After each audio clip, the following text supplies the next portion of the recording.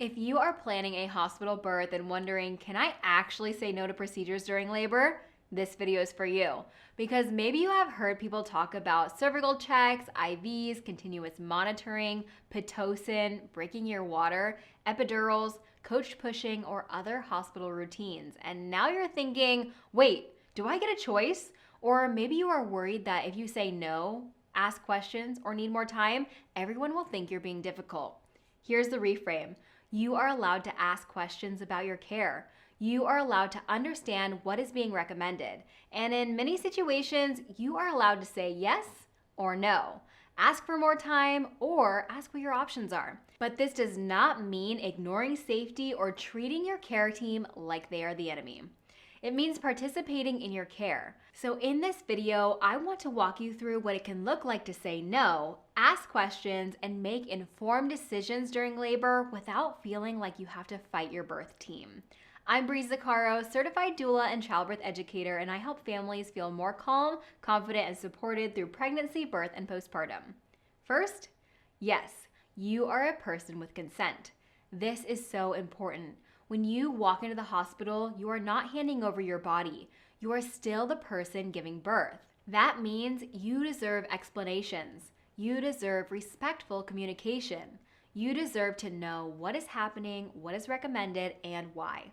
A procedure should not feel like something that is just happening to you without any understanding. Now, there may be moments in birth that become urgent. There may be times when your care team needs to move quickly because they're concerned about you or your baby.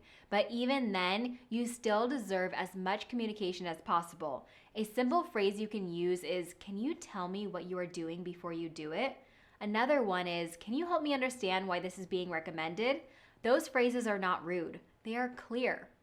Second, saying no does not have to sound dramatic. A lot of moms imagine that saying no has to be this big confrontational moment, but it can still be a calm and simple phrase.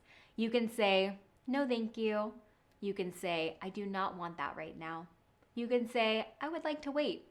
You can say, "I want to understand my options first." You can say, "I'm not consenting to that at this time." You can say, "Can we talk through the benefits and risks?" You can say, "Is this urgent or do we have time to decide?" You do not have to over-explain. You do not have to apologize for needing information. And you do not have to say yes just because you feel awkward. Here is what moms often misunderstand. They think being respectful means being silent. But it doesn't. You can be kind and still ask questions. You can appreciate your care team and still need something explained. You can be open to medical support and still want to understand why it's being recommended. Third, some procedures are routine, but routine does not always mean required. This is where hospital birth can feel confusing. Some things may commonly be done when you arrive. You may be offered or asked about a cervical check.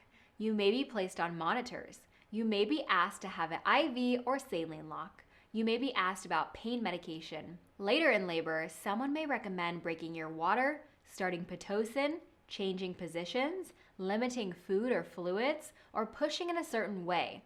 Some of these may be hospital policy, some may be provider preference. Some may be based on your specific medical situation, and some may be options. So instead of assuming you have no say, ask. You can ask, "Is this required or is this optional?" You can ask, "Is this a hospital policy or is this a recommendation for my specific situation?" You can ask, "What are the benefits?" You can ask, "What are the risks?" You can ask, "Are there alternatives?" You can ask, "What happens if we wait?" This is not about refusing everything.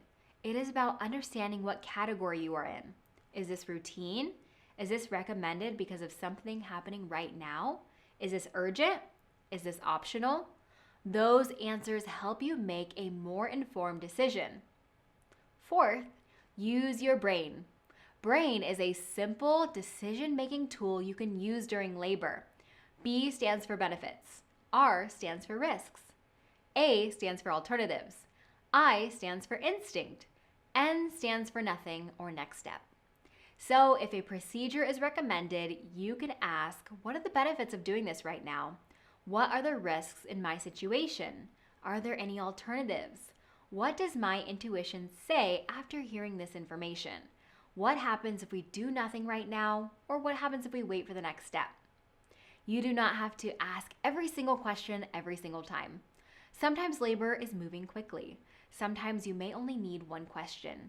Sometimes this is about having a framework that gives your brain somewhere to go. For example, if someone recommends breaking your water, you might ask, what is the benefit of doing this now and what happens if we wait? If someone recommends Pitocin, you might ask, what are we hoping this will help with and how will baby be monitored? If someone recommends continuous monitoring, you might ask, is this because of something specific? Can I still move around?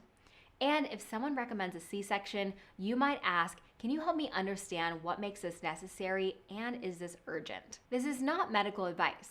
Your provider and care team can help you understand what is the safest option for your specific pregnancy, baby, and birth situation. If there is an emergency or if your care team has given you specific guidance based on your medical history, follow that guidance. Fifth, your support person can help you speak up. During labor, you may not feel like managing every conversation. You may be breathing through contractions, you may be tired, you may be emotional, you may need to focus inward. That is why your partner, doula, or support person can be such an important part for advocacy. Before birth, talk through what matters to you. Talk through procedures you have questions about. Talk through the phrases you want them to use. Your support person can say, she's having a contraction. Can we pause for a second? They can say, can you explain this? They can say, is this urgent? They can say, can we have a minute to talk privately? They can say, her preference was to try movement first. Is that still safe? Is that an option? They are not there to attack the staff. They are there to help create a safe space for communication. That can make a huge difference when labor feels intense. This is exactly why I created the free mini course linked in the description. It gives you a simple place to start preparing for birth so you and your support person can help begin building confidence before you are in the middle of labor. Sixth, saying no may lead you to a conversation. This is something I want you to expect. If you decline something, your care team may ask follow-up questions. They may explain why it's recommended. They may document your decision. They may offer alternatives. They may tell you what they are watching out for. That does not automatically mean you're in trouble, and it does not automatically mean they are pressuring you.